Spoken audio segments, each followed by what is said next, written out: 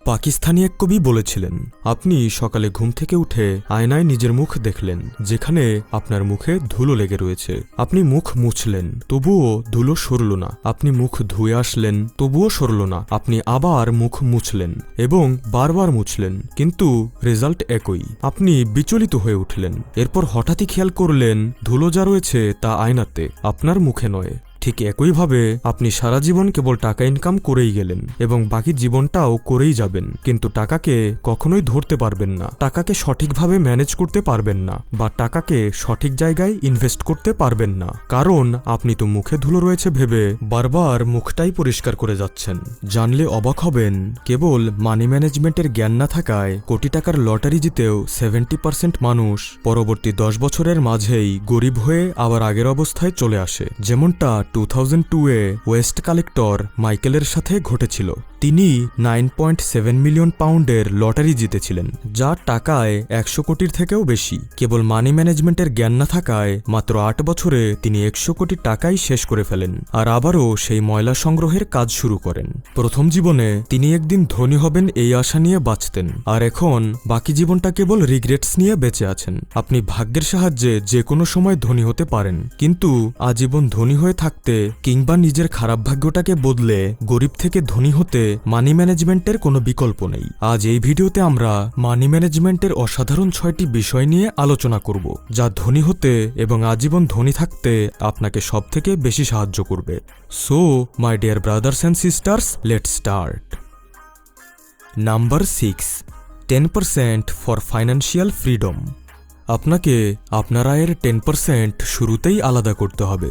ধরুন আপনার মাসিক আয় 20,000 টাকা, এখন এর 10% হয় 2,000 টাকা, যা প্রথমেই আপনাকে আলাদা করে রাখতে হবে। এই বিষয়ে রবার্ট কিওসাকি তার বেস্ট সেলিং বুক রিচ ড্যাড পুর ড্যাডে বলেন, বেশিরভাগ মানুষ তার বেতনের টাকা দিয়ে প্রথমে প্রয়োজন মেটায়, তারপর টাকা সেভ করার চিন্তা করে। আমিও এটাই করতাম, কিন্তু বিশ্বাস করুন, এমনটা করলে আপনি কখনোই ফাইন্যান্সিয়াল ফ্রিডম অ্যাচিভ করতে পারবেন না, কারণ সমস্ত খরচ মিটিয়ে আপনার কাছে হয়তো ওই 10% টাকা সেভ করার মতো বাঁচলই না। তাই আপনাকে শুরুতেই 10% আলাদা করে ফেলতে হবে এবং বাকি টাকা দিয়ে সব প্রয়োজন মেটাতে হবে, তাতে যত সমস্যাই হোক না কেন।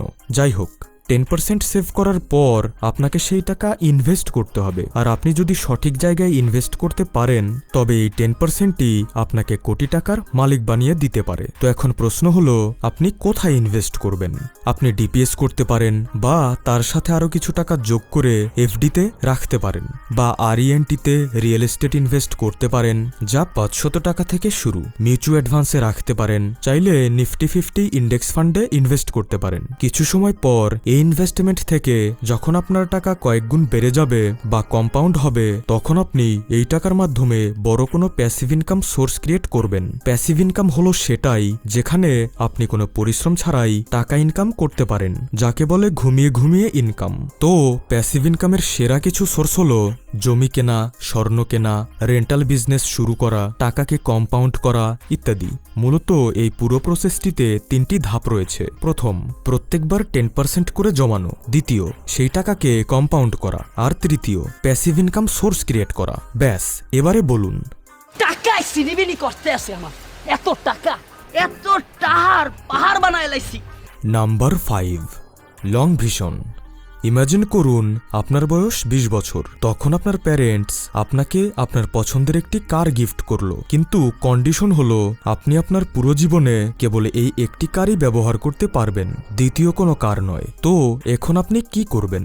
নিশ্চয়ই এই কারটি ড্রাইভ করার পূর্বেই তার ম্যানুয়াল এবং ইনস্ট্রাকশন 10 বার পড়ে নেবেন, একটি পার্কিং গ্যারেজ তৈরি করবেন, সময় হলে অয়েল চেঞ্জ করবেন, রিপেয়ার করবেন, আর গাড়িতে কোনো স্ক্র্যাচ হলে তো আর কথাই নেই, কারণ আপনি জানেন এই গাড়িটিকেই আপনার পুরো জীবন ইউজ করতে হবে। যখন একটি গাড়িকে পুরো জীবন চালাবেন বলে এত কিছু করলেন, তখন এই জীবনটার জন্য কি কিছু করবেন না?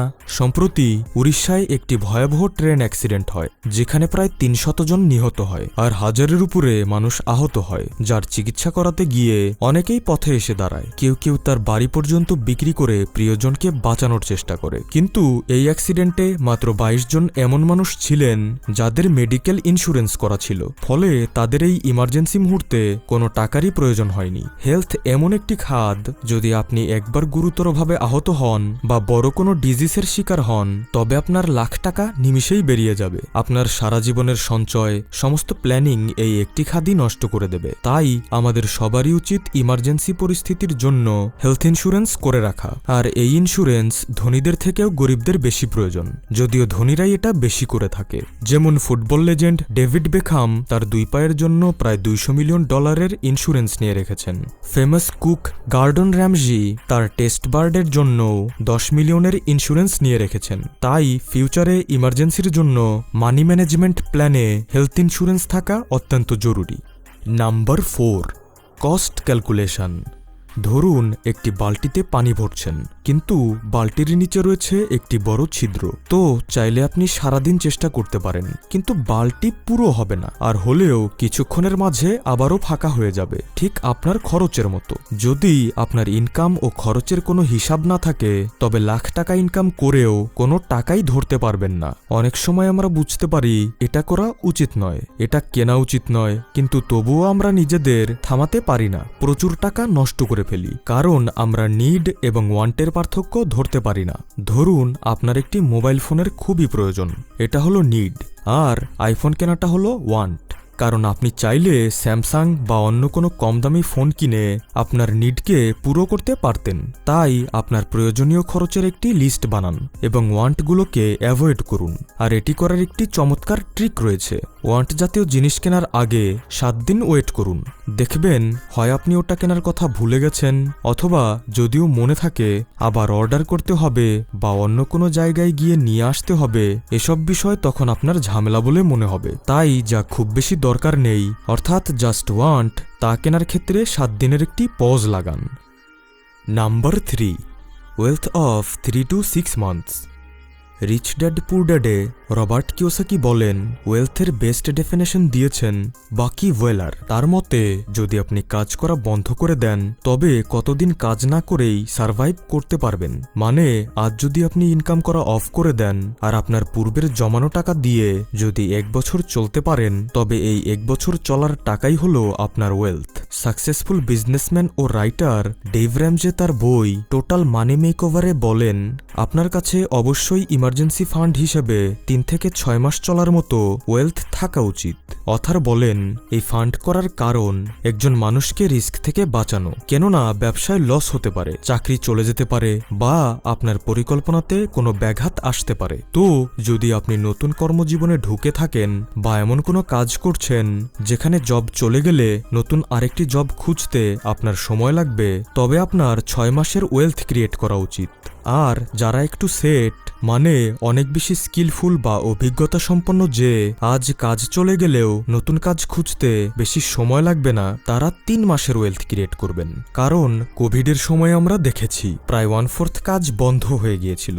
তখন থেকে আজ অবধি আমরা অনেক সময়ই শুনেছি এই কোম্পানি থেকে 4000 লোক ছাঁটাই করা হয়েছে, ওই কোম্পানি থেকে 2000। শীর্ষস্থানীয় স্টার্ট আপ যেমন ওয়াইও, ওলা, ব্লাঙ্কিট, টপার, বাইজুস থেকে লাস্ট 1 ইয়ারে প্রায় 25,000-এরও বেশি এমপ্লয়ি ছাঁটাই করা হয়েছে। এমনকি গুগলও রিসেন্টলি 12,000 এমপ্লয়িকে ছাঁটাই করেছে বিকজ অফ এআই। কারণ এআই হাজারো মানুষের কাজকে একাই করে দিচ্ছে, যা পরবর্তীতে আরও বাড়বে। তাই বর্তমান সময়ের জন্য ওয়েলথ ক্রিয়েট করা অত্যন্ত গুরুত্বপূর্ণ একটি কাজ। Number 2, enjoy. জীবন তো একটাই, তাই জীবনে এনজয়মেন্টের প্ল্যান থাকবে না সেটা কিভাবে হয়? আপনি আপনার আয়ের 5 to 10% এনজয়মেন্টের জন্য আলাদা করে রাখুন এবং এই টাকা দিয়ে ভরপুর মজা করুন। স্কাই ডাইভিং, স্কুবা ডাইভিং, কোথাও ঘুরতে যাওয়া, মুভি দেখতে যাওয়া, পছন্দের খাবার খাওয়া, পছন্দের কোনো লাক্সারি জিনিস কেনা, ইত্যাদি ইত্যাদি। যখন আপনি পূর্বে থেকে এসবের জন্য টাকা আলাদা করে রাখবেন, তখন সেই টাকা খরচ করতে আপনার মাঝে কোনো গিল্ট ফিল হবে না। কিন্তু যদি আপনি প্রয়োজনীয় খাতগুলো থেকে টাকা নিয়ে এসবের পেছনে নষ্ট করেন, তবে আপনার মাঝে গিল্ট ফিল চলে আসবে। তাই এনজয়মেন্টের জন্য 5 to 10% টাকা আলাদা করে রাখুন। Number 1, piece. আপনি জানেন মানুষ কোটি টাকার ইনকাম করেও পিস খুঁজে পায় না, শান্তি খুঁজে পায় না। আবার কিছু মানুষ মাসে 10,000 টাকা কামিয়ে পিস এবং সেলফ স্যাটিসফ্যাকশনে ডুবে যায়। আর এই প্রশান্তি আসে ডোনেশন থেকে। এখানে আমি আপনাকে কোনো পার্সেন্টেন্সের কথা বলবো না। আপনি 1% হলেও দান করতে পারেন, কোনো অসহায় মানুষকে সাহায্য করতে পারেন, বা রাস্তায় থাকা ওই অবলা প্রাণীগুলো যারা দোকানের সামনে এই আশা নিয়ে দাঁড়িয়ে থাকে কেউ আসবে আর তাকে একটু খাবার দেবে, তাদের সামান্য কিছু খাবার কিনে দিতে পারেন। আসলে যে করে দান সেই মহান। তো বন্ধুরা, এই ছিল আমাদের আজকের আয়োজন। ভিডিওটি ভালো লাগলে লাইক করবেন, কমেন্টে আপনার মতামত জানাবেন, আর টাকা নিয়ে ছিনিমিনি করতে চাইলে SSS মোটিভেশন চ্যানেলটি সাবস্ক্রাইব করবেন। ধন্যবাদ।